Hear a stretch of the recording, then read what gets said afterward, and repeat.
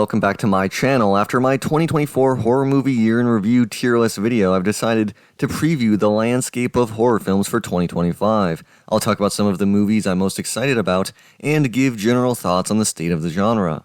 I'll start by laying out my expectations and hopes for this year. When you look at some of the movies slated to be released this year, there are once again several sequels and remakes, but a lot of those are ones that nonetheless I'm excited about. Of course, this early in the year, sequels and remakes are the few things we are aware of, so there'll be tons of original horror films released this year that I'm not aware of right now.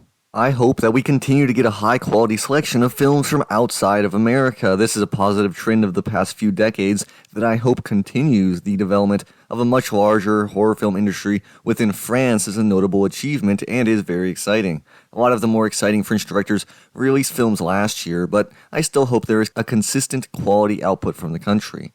Japanese horror films have lost their strong international appeal, but I always hope for more solid films from one of the historically strongest horror film industries. Another thing I'm hopeful about are how films are released. This is a transitory time for how we interact with film, and I hope that horror films continue to get physical media releases. So many people understandably opt for the convenience of streaming, but I don't want to live in a world where I can't own my favorite new films on Blu-ray or 4K.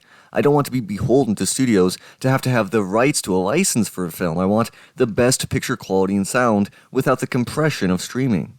I believe horror fans are the most consistent collectors and physical media buyers of any genre, so I hope that we continue to see both mainstream major studio horror films and indie projects getting home video releases. Shudder has done a good job of this with a lot of their films, though once again, I will plug my request to Shudder to please give us a North American Blu-ray release of Infested.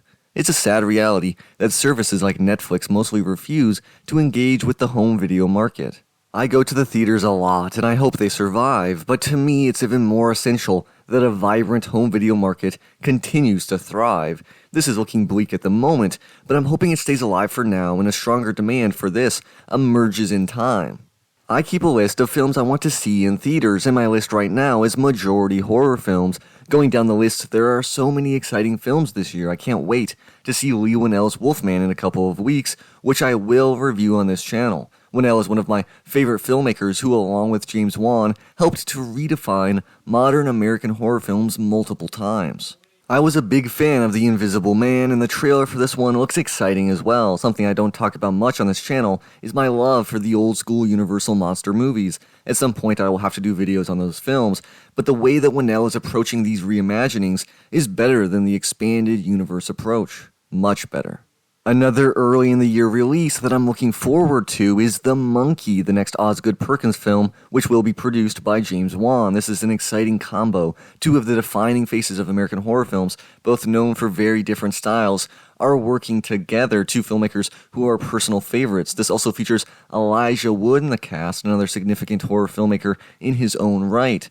The movie looks funny and demented in a good way and is one of my most anticipated releases. There are several other horror films that I'm looking forward to from long-running franchises, with 28 years later having a well-made trailer. We're slated to get the sixth entry in the Insidious franchise with Thread, an Insidious Tale, a spin-off film. I'm intrigued with the potential of that franchise, so we'll see where they take it. We're also supposed to get the final entry in the Conjuring mainline series with The Conjuring Last Rites, which is directed by Michael Chavez. The Conjuring 3 was a downgrade from the two Wan-directed films, with Chavez struggling to emulate Wan's energetic style. I still thought it was an okay film, thanks to the strong lead performances. Chavez took a step up with The Nun 2, which I enjoyed. He has developed his style, his abilities, and his career through this franchise, and I think he's much better suited to take on another Conjuring film than he was a couple of years ago. Of course, I would rather Wan be directing, but I expect it will at least be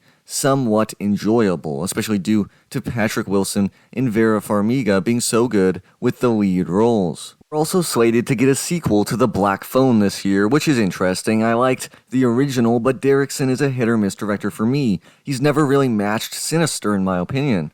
We were also supposed to get Saw 11 this year, and the film is still technically scheduled for this September, though it sounds like it's not happening anytime soon due to business conflicts within Twisted Pictures, which is incredibly annoying. As a fan of the franchise, this is the stupidest possible way we could be prevented from getting another film, but if Saw 10 is the series' swan song, there are worse fates for a horror franchise. Guillermo del Toro's Frankenstein will be a must-see when that gets released, and I'm also looking forward to Maggie Gyllenhaal's interpretation of The Bride of Frankenstein, and despite the first film in the planned trilogy being horrible, I'm morbidly curious to see how The Strangers Chapter 2 pans out as well.